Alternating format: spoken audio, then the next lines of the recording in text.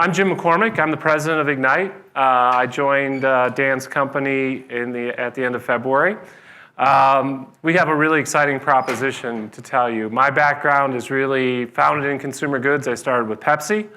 I spent 17 years with British American Tobacco, so yes, I am evil big tobacco guy.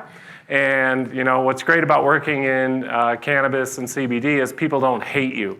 Whereas if you work in tobacco, everybody hates you. You work in the cannabis business, you're cool. So it's much nicer to be on this side of the ledger.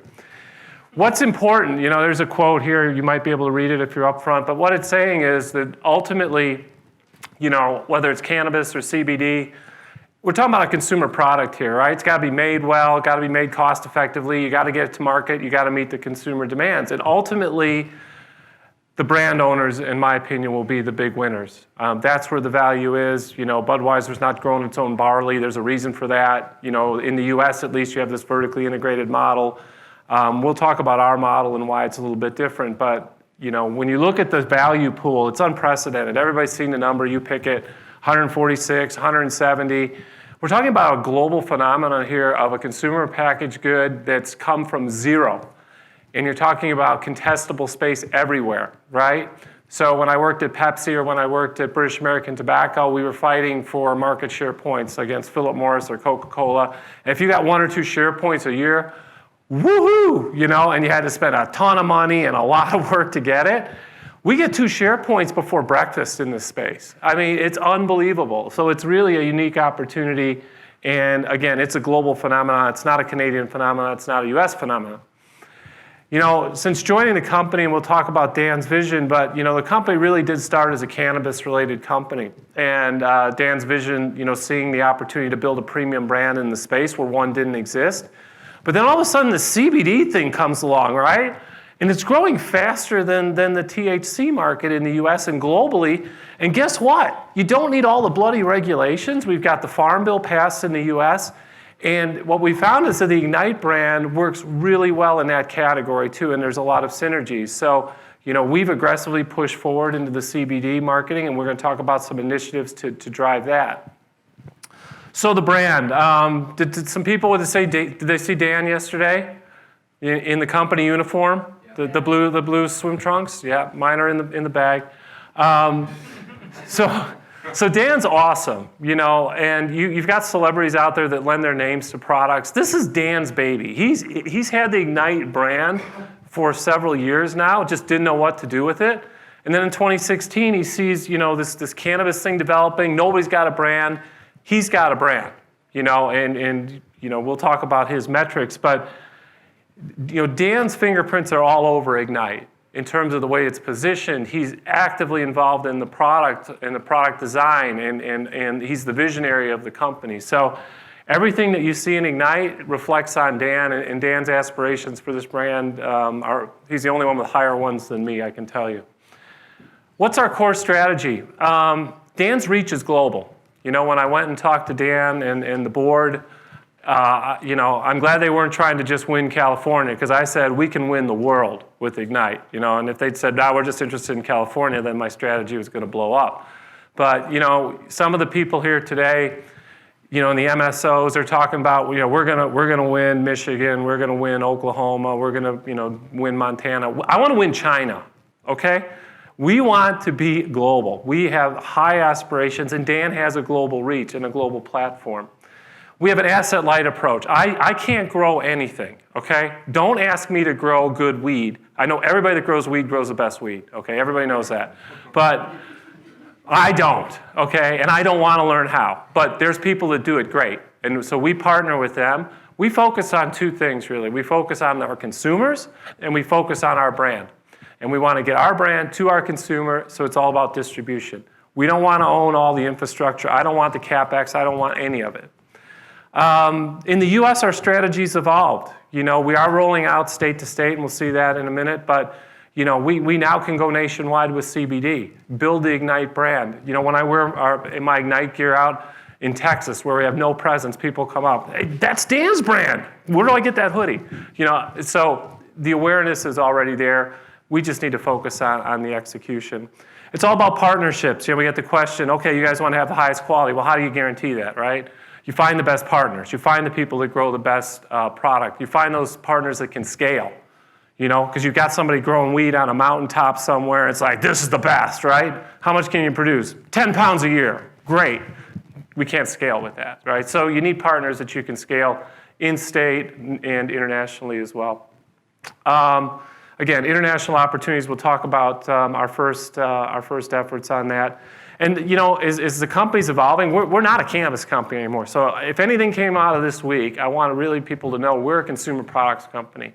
One of our verticals and one of our product lines is cannabis, but we're much more than just a cannabis company. Dan doesn't always look this mad, okay? He's mad because we haven't gotten global yet, but you can see the numbers. It's what excited me about Ignite and being someone that tried to build brands and did build brands in dark markets, it's hard, okay?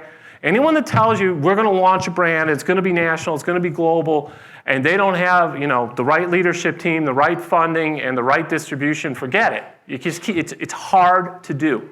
If you can't run TVCs, if you can't do all this stuff, well, guess what?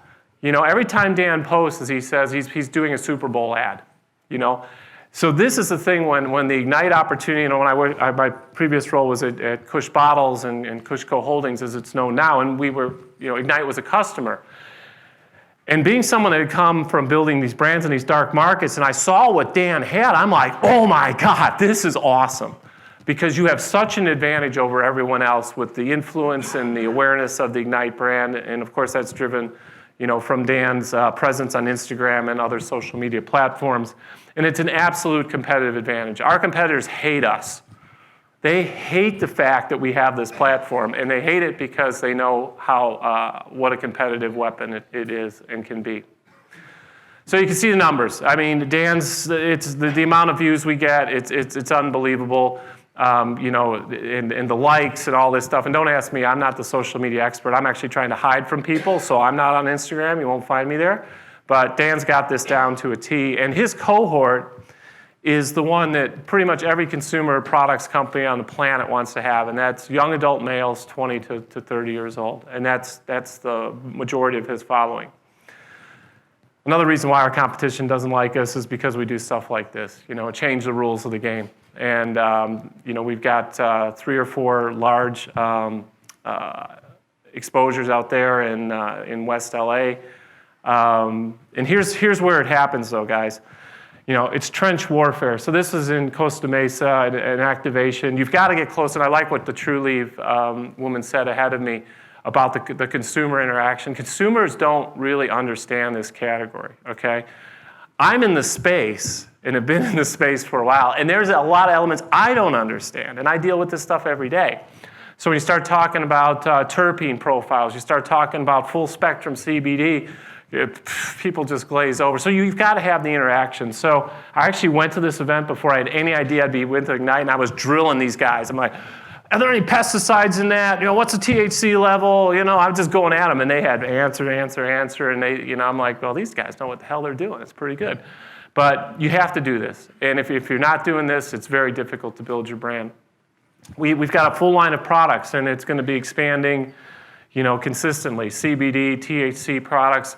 One of the things that we're doing and being asset light and focusing on the consumer, and I can tell you it's not really done in the space yet, is all about consumer insights. There's so much product-led. You design a product, you throw it in the market, and you hope, right?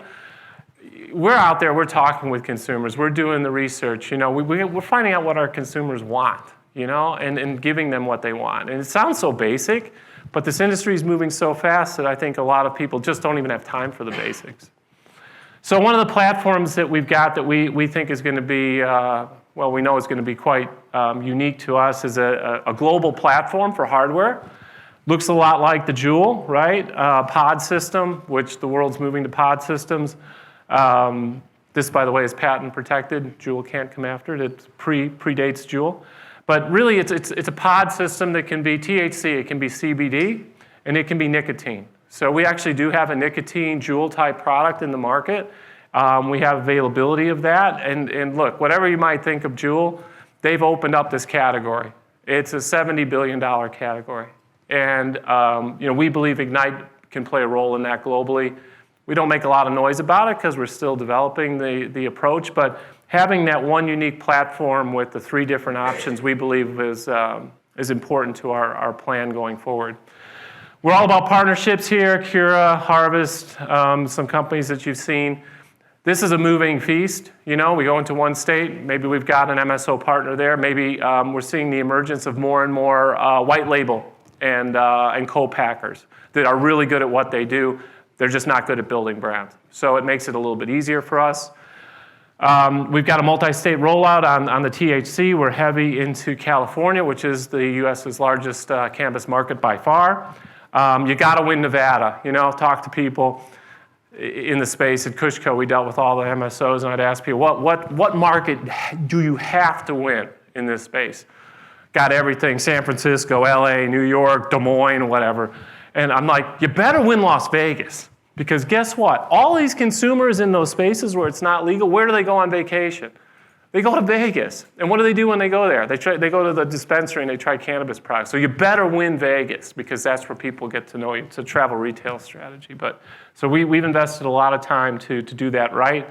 Michigan's coming online, going to be a huge market. So we'll roll out, but this will follow as well our national launch of the CBD products, so people will get to know us.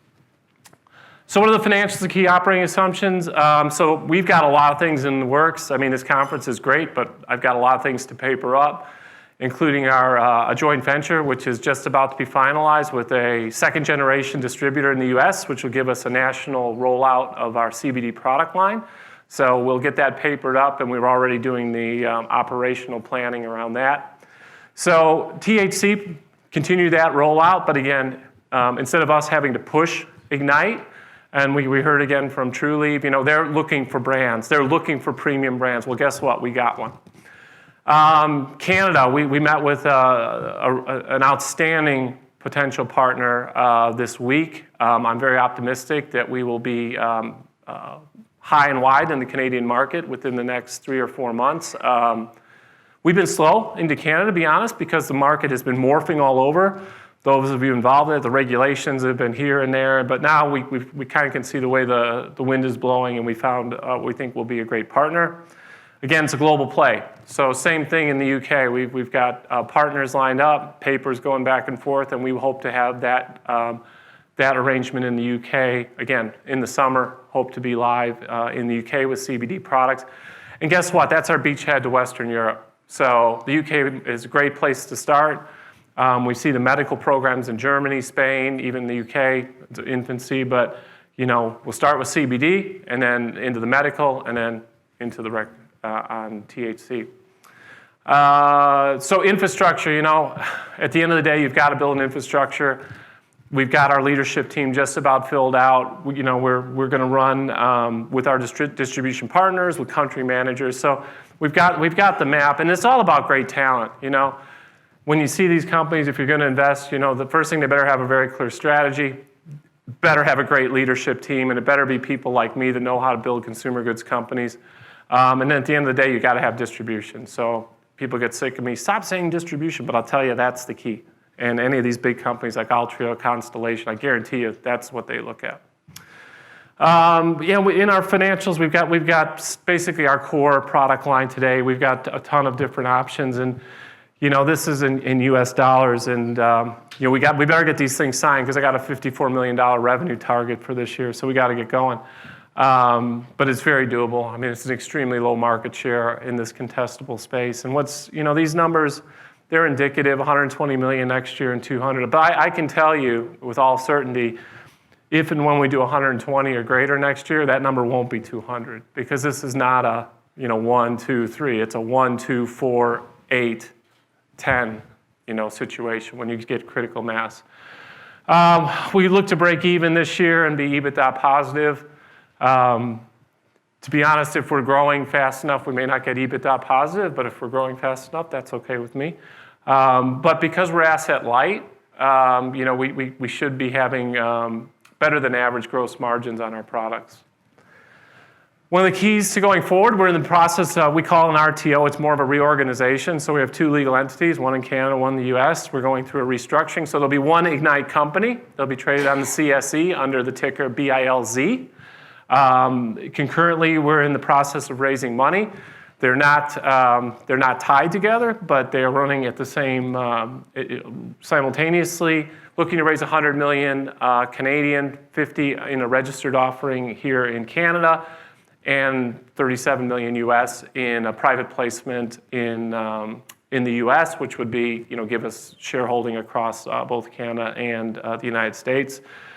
We're talking with the bankers. This is all going to be finalized, but we need to have this done and be live. Our intention is in the middle of May. So the reorg is done, we're funded, and we go get it. Management team, excluding myself, is really good. God, you guys are tired, huh? So Dan is our founder and chairman, and he's the visionary, and he calls me every day and asks me how things are going. So Dan and I, we work very, very closely together. You can read about the team, but actually Curtis isn't on there. But we just hired head of sales, and the kind of pedigree we get: XP&G, Cadbury, top brands. And the thing about Ignite, and the culture that we're building, as I tell new hires, we're going to do three things. If you want to come in, look at each other for 8, 10, 12 hours a day, number one, we're going to do something great. We're going to have a lot of fun, and we're going to make a lot of money. I mean, that's it. That's the rules. And so when I interview people, and we get great resumes because people know Ignite and they want to be part of this, but it's about the passion. I mean, you're pretty much going to mortgage everything for 2 years because this is it. It's a once-in-a-lifetime opportunity, and you got to want to be part of it because that's the difference. And if you walk around our building and you see our leadership team, and we've got some members here, you'll get that sense. And anyone I talk about this company and what we're trying to do, they're like, hey, can I join? Yeah, come on board if you're good. We want you. But it's really exciting. I won't go through my resume or anyone else's, but I'll just leave you with this. I think, and I know next year, hopefully when I'm here talking to you, we're going to have some really great successes, and Ignite as a brand, I think will be well on its way to getting that global recognition. So it's a great story. I'm blessed to be part of it. We got a few minutes here. I'll take any questions you might have. Sir. Brand identity seems to focus on Dan. What if Dan gets hit by a bus? Yeah, no, it's a good question. That's a risk. Number one, Dan cannot go anywhere near buses. That's the first thing. And no more jumping out of airplanes and stuff like that. No, in all seriousness, it's a concern. But here's the deal, and here's what will happen. So the brand today is very much tied to Dan, and anyone that's seen him on Instagram knows it's young adults, parties, beach, girls, etc. That's awesome for trial. That's awesome for awareness. It's awesome to start this brand. But as this brand develops over time, it will be much less tied to that, and it will stand on its own 2 feet. Now, that will take months, years potentially, but over time, that's where it will go, and that's where Dan wants it to go. He doesn't, it's called Ignite and not called Dan for a reason. But it's a great question, and it's a concern, but I think we'll be okay. So my question is a little bit in line with his, but in different ways. So there's been some great success stories of social media personalities. Like if you look what Kylie Jenner's done with Ulta Cosmetics, that's been a great partnership. She leverages her Instagram profile to market her products. It helps reduce your operating expenses as a company. As you mentioned yesterday, you don't have to pay Super Bowl type prices for that type of branding. Whereas on the other hand, in this space, it's a bit more controversial, and there's been many reputable companies in the space, including I believe the previous one, who've talked about frequently getting kicked off Facebook and other social media platforms. So have you guys considered approaching Instagram to get any assurances from them that what you're going to be doing won't violate the terms of agreement? And if not, what's your contingency plan there? So I didn't know there were listening devices in Dan's room as we talked about this specific topic literally yesterday. Now, look, at Cush, for example, we had Instagram shut down. And the line over what's acceptable and what's not moves. So, and I don't know, maybe somebody here's got a connection, but it tends to be a black box. And you can't just pre-approve stuff with Instagram. So it's a sensitive issue for us. We do have contingency plans about other platforms to move to, but let's say tomorrow we're put in the penalty box of Instagram for some reason. That's a big problem, okay? But look, they also need the views too. So, unless something, we have a pretty good sense of what flies and what doesn't. So unless we were to do something really crazy, we think we can stay out of that, and there's enough kind of warning flares that can come your way. So we're going to have to balance that, over time. But but I think Instagram needs us as much as we need them to some extent. Sir? Well, I'm too old for Dan's demographic, but what I do know about him is that I've seen pushback from some of his ads from, feminist groups. How do you plan on addressing that? Well, first of all, there's the image, and not everyone's going to be on board with it. Okay, that's just reality. And you can take any image, and somebody's not going to like it.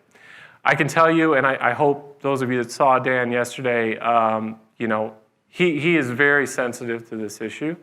With the women that tend to be on the platform, a lot of them are building their own profiles. They have their own Instagram platforms that they're working, through Dan to build their own presence. So it's not just a one-way street here.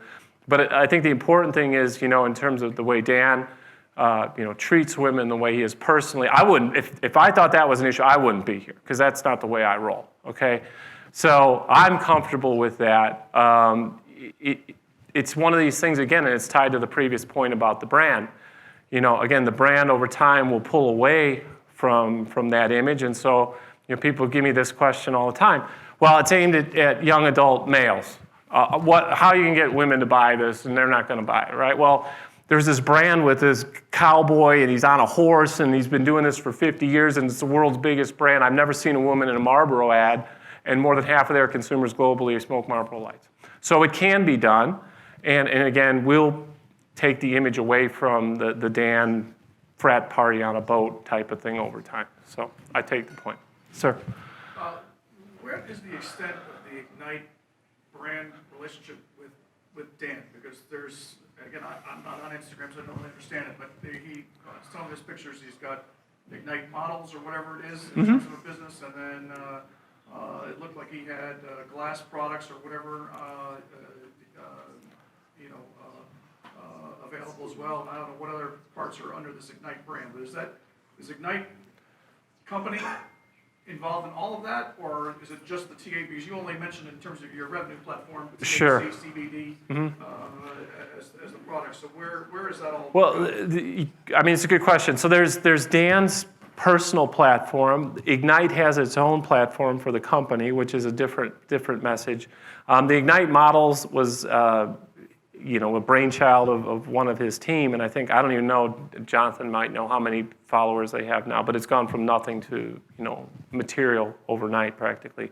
So they're all linked to the Ignite brand family, but when we talk about, specific messaging, it would be through the Ignite kind of corporate Instagram, but they're all tied together, and they all play a purpose. Dan, with the models and all of this stuff is part of the image. So yeah, they're linked, but the official one is our corporate Instagram. But if you did retail in terms of selling glass products or shirts or whatever it is that's in there, is that within the purview of Ignite here, or is that Dan's Ignite and? No. Well, look, the glass has given us all migraines, so that hopefully never comes up again. But when it comes to like merch and that's all in the Ignite family. So that's another one of Jonathan's favorite topics is the merch. People love our merch, so we're it's in high demand. But it all falls under the family, and the glass thing, we're just hopefully not doing that again. Okay, I'll take one more, if there's one. Otherwise, we're done. All right, thanks everybody for your time and hanging in there on the last presentation of the day. So have a good evening. Thank you.